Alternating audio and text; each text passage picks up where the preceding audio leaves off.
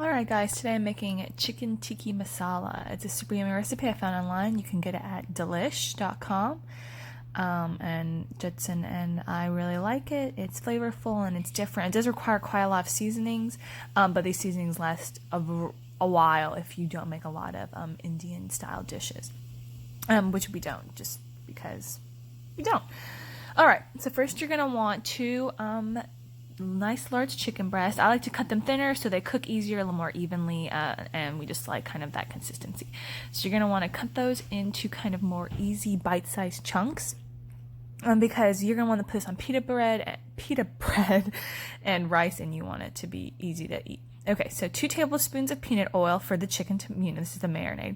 You're going to want 2 teaspoons of lemon or lime juice. I use lemon, that's what I had. I also had lime, but whatever. Okay, 1 clove of garlic. Like I said, I don't really know what clove of garlic is, so whatever.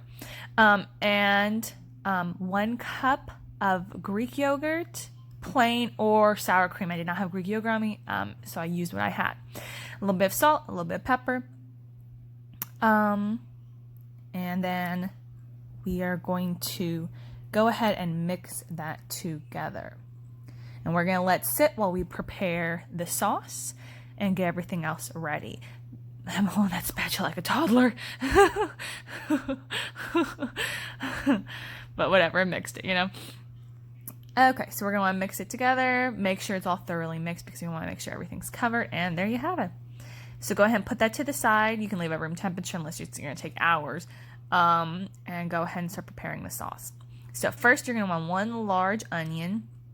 Make sure to chop the bit ends off, obviously, because we don't really want that. And then an easy way to cut the peel off your onion, not to cut the peel off your onion, but to get the peel off your onion is if you cut the onion in half, it's much easier to get the peel off. Usually it comes right off, or maybe like a little bit of extra effort, it comes right off. But it's super easy. See, look at that. Shabam, just like that. This one was a little more difficult, but still, I did take a chunk of onion off, but fucking whatever. Shabam. Alright, so then we're going to want to finely chop our onion. There it goes. Let me fix that hand. Make sure I'm cutting it right. So we're going to finely chop our onion. Like that. Beautiful. Okay, now it's time for the goods. The seasoning. This is where all the seasoning comes from. So, you're going to, spilling out. It's kind of stuck in there. It won't come out. Okay, so we're going to want 1 tablespoon of ground coriander. I believe that's what it said. Okay. I don't have the recipe with me, so I'm basing it. Oh God, what was that? I don't know what that was. I think I'll show in just a sec. I should have the recipe list with me, but I don't. There it is. 1.5 teaspoons of cumin. I believe that is 1 teaspoon of cardamom.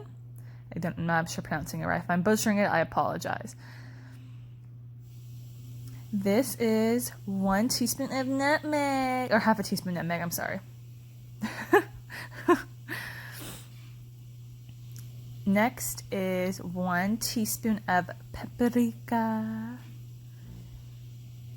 What's taking me so long? Okay, 1.5 teaspoons of paprika. Shabam, just like that. Okay, and cayenne pepper. 1/2 teaspoon of cayenne pepper. And the piece of resistance, garlic paste. 1 tablespoon of garlic. Freshly chopped garlic or garlic. Oh my God, I'm fucking this video up. Ginger paste. Oh my God. 4 tablespoons of butter to put in the pan. Cut it up because it melts easier instead of 1 giant block. Sometimes I do a giant block and I like fudge it, but other times I don't because I'm smart. So we want that butter to melt, obviously, and we're going to go ahead and mix the onion mixture, onion seasoning, ginger mixture together, and because that's literally where all that flavor comes from. Super good. Super good. So let that butter melt. It's ready to go because we do not want the butter to burn. Butter burn is not good. It's bad. We don't want that. So go ahead and mix that in with your butter. Obviously, you're not going to really be able to tell if whenever the onions caramelize or get clear through. I don't think that's the exact intention, just to kind of soften them up and get that seasoning in that butter. So you're gonna go ahead and mix it through quite thoroughly. Get those onions and those seasonings together. Look at that. Ooh, that looks good. Okay, so next you want 1.5 cups of crushed or puree tomatoes. Your choice. It says puree tomatoes, but I liked crushed. I kind of like that little bit of chunkiness the tomatoes have, but they're barely chunky at all. Okay, so you're gonna want to mix that together now because we want to make sure the seasoning is throughout our tomatoes, throughout our sauce. So go ahead and mix that around. Look, that looks good. Okay, now we're gonna add 3/4 cup of water because it is a little chunky. It's a little chunky right now. A little bit of thick boy. Thick boy. We want a little bit. We want a little bit lean boy. You know. Okay, so go ahead and mix that around. He's looking good. He's looking good. So you're originally supposed to add heavy cream to this. I went to get my heavy cream. It said till April 4th. Expired. Dunzo. I took a sip of it. Disgusting. So I used whole milk instead. Turned out really good. It's not as thick, but still very good. So now a little bit of salt and pepper. Let it mix. Let it do its thing. Let it simmer while you cook the chicken. And I add a little cornstarch to make it thicker because I did not have heavy cream. But if you have heavy cream, you don't have to worry about that. But it's still very good if you don't have heavy cream. Like I said, I was just kind of using what I had. And I thought I had cream. That bitch expired and gross AF, you know? Okay.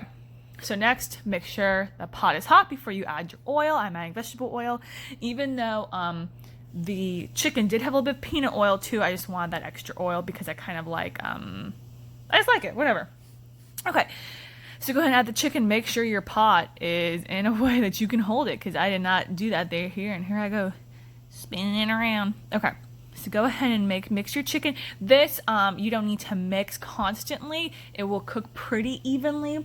And also, I just kind of like, I don't know if it's a glaze, but I like the texture of the yogurt kind of sticking to the chicken. So it's all cooked.